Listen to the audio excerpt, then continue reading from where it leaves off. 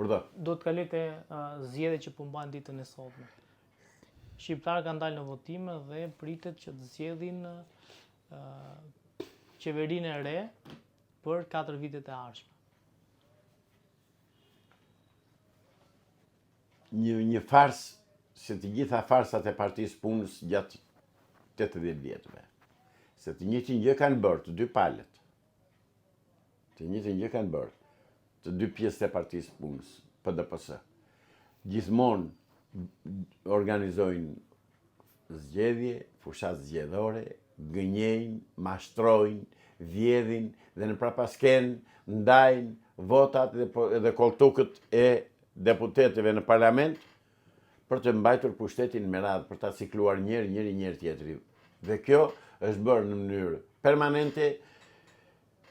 Deri në 2008 ishte është bërë pa marrëveshje, në 2008 u bë me një marrëveshje të sankcionuar në 21 prill 2008 midis PD-s dhe PS-s dhe praktikisht sot qeverisemi nga një diktaturë bipolare. Njëherë diktatura e Sali Berishës, herën tjetër diktatura e Edi Ramës. Por nuk shpëtojmë nga diktatura. Pra, kjo është situata në Shqipëri. Sot, po t'i shikosh qytetarët, nuk lëviz njeria se qa njeri kokën se ka zgjedhje apo s'ka. Madje më thonë, miqtë e mi më thonë nga jashtë Tiranës, vje fjallër në Elbasan, në zonën e Belshit, ande nuk lëviz njeri, se rikë që janë thonë nuk shkon njeri fare për votime. Pra, nuk ka zgjedhje, ka votime. Dhe këta mjafton me ligjin që kanë bërë. 5 veta të vend të votojnë. 5 veta, jo 6, 5. Madje edhe 2 veta po të vend. Këta i quajnë votimet të kryera, zgjedhje të rregullta dhe pushtrit dhe palacot e Bashkimit Evropian që vinë këtu her pas here, po u them palacot të pa cip, të pa fytyrë, sepse kam parasysh atë ambasadorin e OSB-s që na u tregoi gishtin e mesit shqiptarëve kur ishte te drejtoria e policisë Tiranës. Prandaj them janë palaco.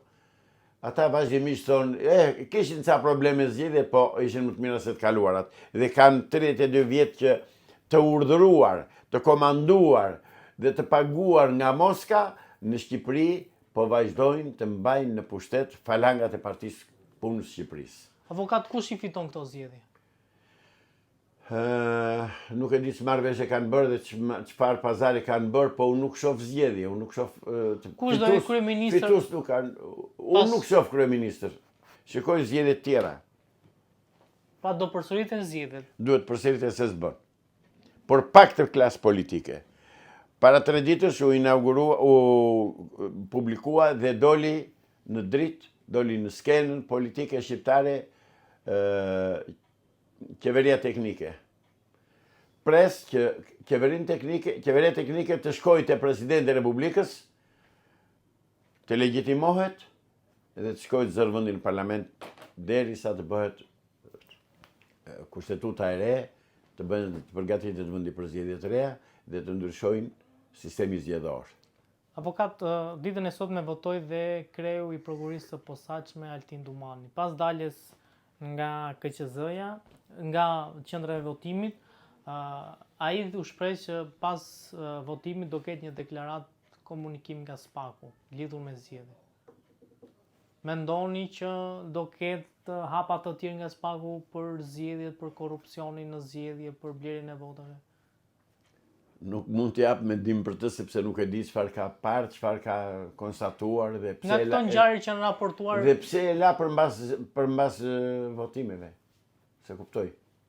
Çe pengoi atë që të dalë dhe të deklarojë dhe të thotë zgjedhjet janë manipuluar, janë vjedhur vota, janë hedhur kuti, ashtu flet votimi të mbushura. Çe pengon? Pra, ai pret urdhrin nga Edi Rama, ai do thot atë që do ta urdhërojë Edi Rama. Mos prisni ju që ai të dalë dhe të thot me ndeshmëri që ka ndodhur kjo dhe kjo dhe ajo, sepse edhe ai e do kokën. Dhe këta të vrasën. Komunistët zotëri kundërshtarin e vrasën.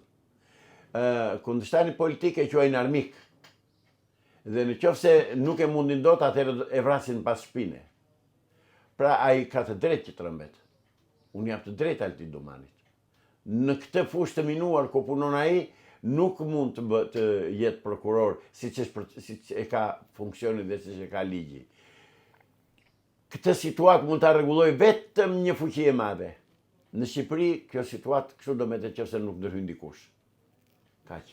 Avokat, ka pasur përplasje mes PD-s dhe PS-s në disa zona, po themi në Dibër, në Lezhë, në Vorë, ishte një përplasje mes Flamur Nokës dhe disa qytetarëve. Janë identike me grindjet, me përplasjet që bën një grup ujqërish në një kufom.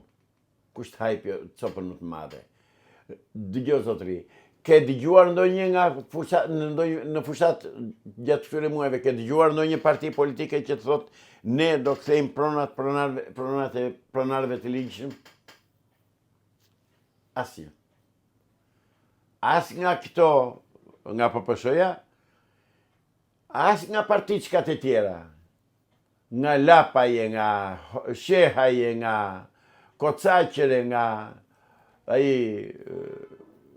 Shabani, Endri, asnjë nuk flet për prona. Pra çdo do thotë që na hapni një vend të marrëm dhe ne një thërrime na tepsia. Po jo që të bëhet Shqipëria, asnjë nga këta nuk mendon për Shqipërinë. Asnjë nuk është idealist, janë tërë materialist, tërë hajdut.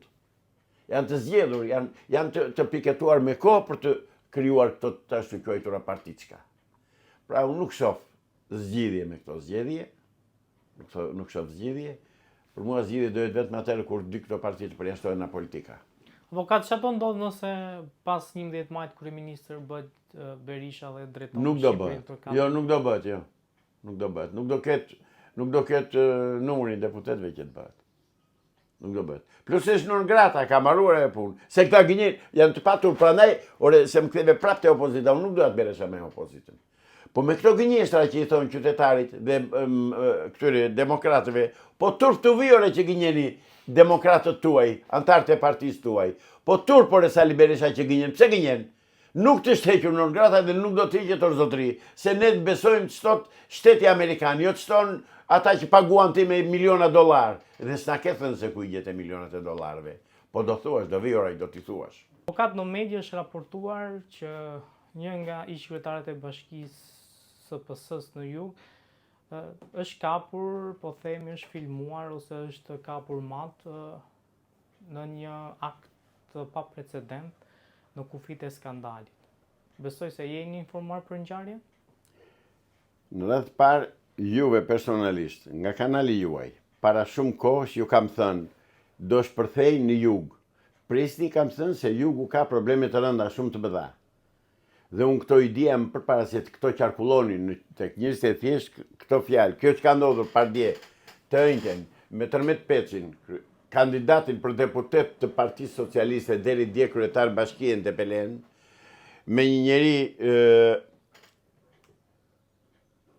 me një rrugaç të mirëfillt të 97-s që nuk ka lënë çanta dhe trasta të emigrantëve dhe valigjeve pa vjedhur e pa kontrolluar, ai kapet në flagrancë, ndiqej për disa ditë, sepse ne kemi njerëzitar në Tepelen dhe në Kërcyr dhe në Memaliaj, dhe nuk e theksoj kot Memaliajn, e di Tërmet Peçi, e di mirë. Dhe kam thënë që atje do përcas, kam thënë ju, dhe vërtet plasi. Plasi, po kjo është maja e icebergut që ka dalë pardje me Tërmet Peçin. Këto i thonë, fillimisht këto lajme kanë dalë nga Kërcyra, është njoftuar policia e Përmetit, i ka vënë tap drejtoria e policisë së Gjirokastrës, nuk e ka publikuar lajmin, ngjarjen. Populli është i mirë informuar dhe i di me saktësi të tëra gjërat që ndodhin dhe çfarë ka ndodhur. Dhe ngjarja e Përmetit e Kërcyrës është e tillë që bashkëshortja e saj zonjës, që është sekretare për personelin në bashkinë e Kërcyrës, i kishte vënë mikrochip makinës me të cilin e lëvizte dhe në çdo kohë ata e ndiqnin se ku shkonte dhe me kë, se fillimisht ata dyshonin për një prokuror të Gjirokastrës dhe në fakt e kapën me Tërmetin. Dhe Tërmeti ka ikur pa pantallona në për ferra, në për driza, dhe ka ikur lakuriki dhe shpëtoi, nuk e kapën fizikisht. Ndërsa Partia të Njëjtën e kanë vajtur 2 gjipa të zi, si pas qytetarëve që na thonë. Kanë vajtur 2 gjipa të zi, të shtëpia e tij në Tepelen dhe e kanë rrahur në Shenjakmarrje për turpin që ula. Pra, këta janë kandidatët e atij kryeministri, e atij mostre që është kryeministri sot, i cili u bëri thirrje kalamajve të shkollave që të vend të hapin Google-in dhe të shikojnë hallatet e Edi Ramës, që ka dalë lakuriq. Atëre, kur ai thot, rekomandon kalamajt e shkollave, shikoni mua nu do thot në Google, çfarë do bëjmë më pak për ai tërmeti? Pra, ky është një skandal, mbi skandalet. Në fakt, këto janë ngjarje të përditshme në PS, këto janë ngjarje të përditshme në Partinë Socialiste. Por si ka mundësi që ngjarja u bë publike vetëm dje, pra shumë pak para hapjes. Po plasi sepse morën vesh njerëzit e asaj mostrës që shkonte këy me të. Dhe bën ata probleme, hapën ata problemin. A mos është futur në kurth tërmeti? Në kurth tërmeti, morë me pahire dhe futën në makinë me këtë, edhe i hoqën pantallonat atje gjetën lakuriq. Edhe i ku zbarth. Ideja është e vërtet si ngjarje, në kuptimin që shkonin, merrni makinë, shkonin në Këlqyrës, e keni taze fare, të freskë, e di gjithë qyteti Këlqyrës, e di gjithë Tepelena, e di gjithë Përmeti. Mirë po këta për të mos diskredituar, fare për të mos u ikur dhe ajo pik boj që u ka ngelur diku në një cep fytyrës, nuk e publikojnë, por në fakt është si që thash. Pra, ngjarja ka ndodhur, është absolutisht e vërtet, nuk ndihen, nuk flasin, se çfarë të thonë, se në funit, ta vëmë veten dhe në pozicion të tyre. Çfarë thotë Edi Rama? Thotë që ka bërë mirë, nuk thotë do të ka bërë mirë. Do thotë që s'është e vërtet dhe këse se thotë do. Edhe hesht. Edhe hesht janë në këtë rast për të është ka pak Floriri. Po policia e ka marrë në pyetje tërmeti?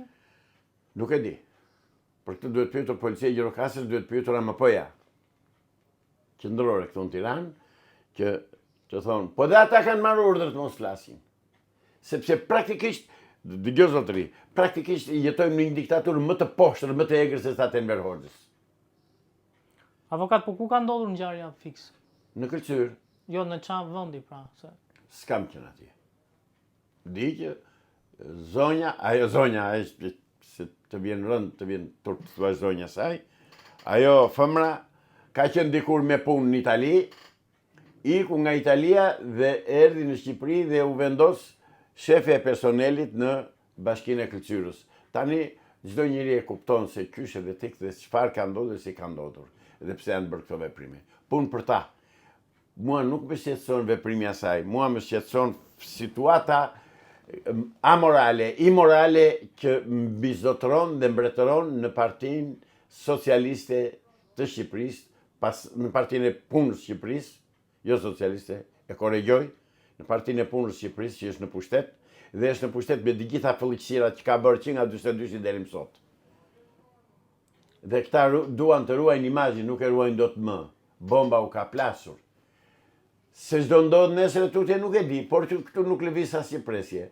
Turpi është dhe u bie përsipër qytetarëve të rrethit të Tepelenës që vënë dhe pranojnë të kandidojë një mostër e tillë si Tërmet Peçi.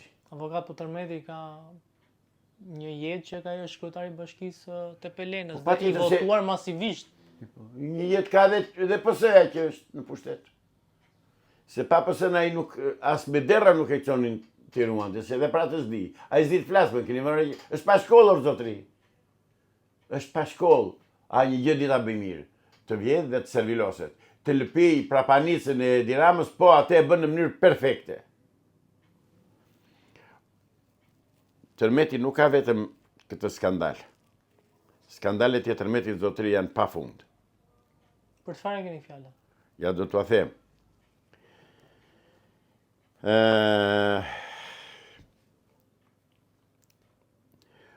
Sodomogomorizimi i votimeve publicitare dhe kalbëzimi i shtetit partit të Edvin Ramës.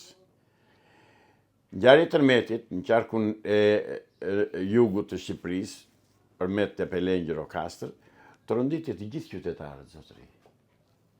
Se i kam shkruar ca gjëra që të jem më koncis dhe më i saktë.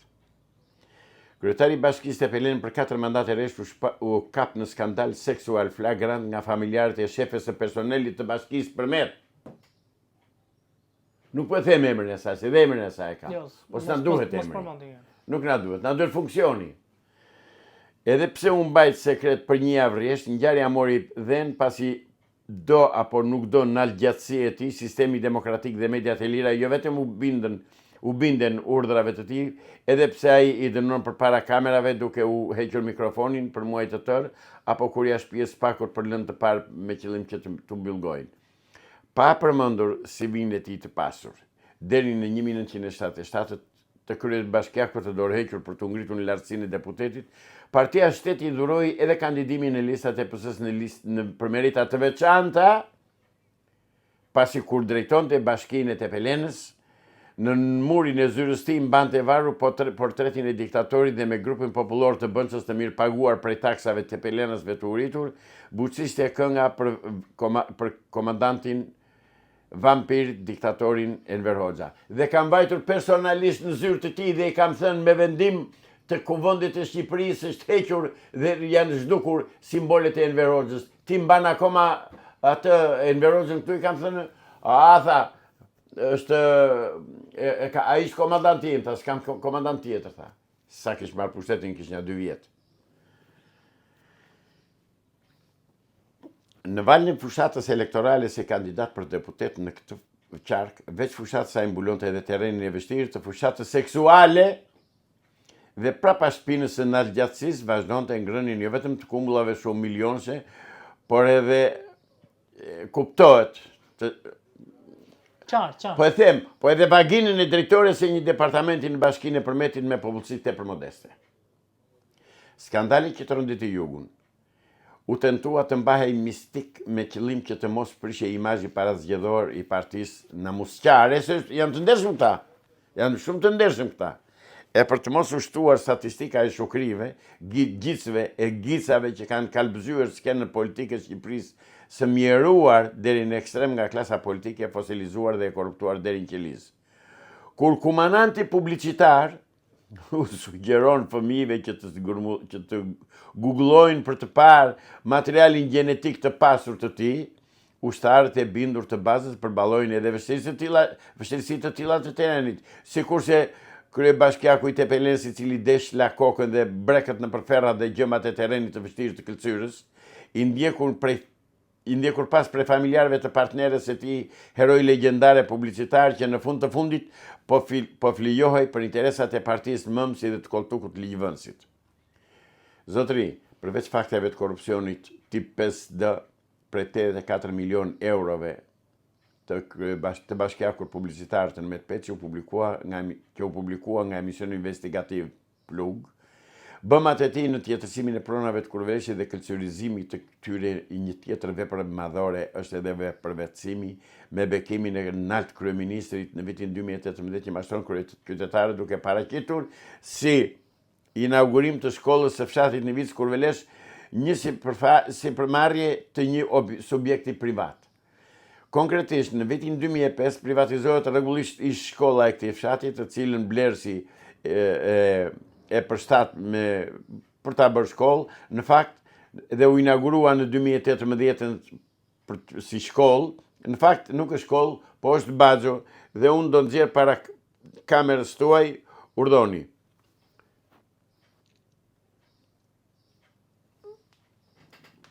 Nuk e di del apo s'del siç duhet. Del. Kapet mirë, shumë. Ky është objekti që është quajtur, janë paguar 83.000 euro për ta bërë shkollë. Në fakt ajo është baxho. Dhe tani është baxho. Dhe për të mos e zgjatur, për të mos u murko me videon, po ju tregoj tjetër gjë. Një fotografi tjetër.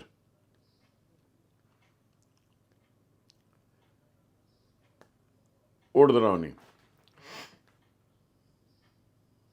Këtu zotëri është ish kryetari i bashkisë, heroi legjendar i këlqyrës Tërmet Peçi, që luftonte me zonjën në fjalë brenda në kabinë të makinës dhe që i zun me presh në dorë, është bashkë me nalgjatësinë e tij Edi Ramën. Shikojeni, në këtë ndërtesë që është quajtur shkollë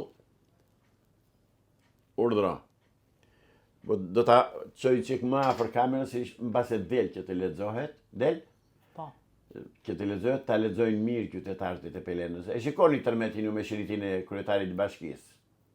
Me të tillë njerëz qeverisë Partia Punës, alias Partia Socialiste, sot, dhe këta janë, dhe ja kusht shkolla reale e Nivicës. Ajo që është shkollë vërtet, urdhoni. Ta shikoni këtu, që nderuar qytetar. Por nuk është vetëm kjo. Tërmet Peçi, nëpërmjet funksionit të tij si kryetar, si kryebashkiak, ka marrë gjysmën e llufës së Nivicës. Ka privatizuar një terren shumë të madh në regjin të Kurveleshit. Tërmet Peçi i ka kusure të mëdha për t'i dhënë këtij vendi dhe këtij populli. Është hajdut. Është hajdut.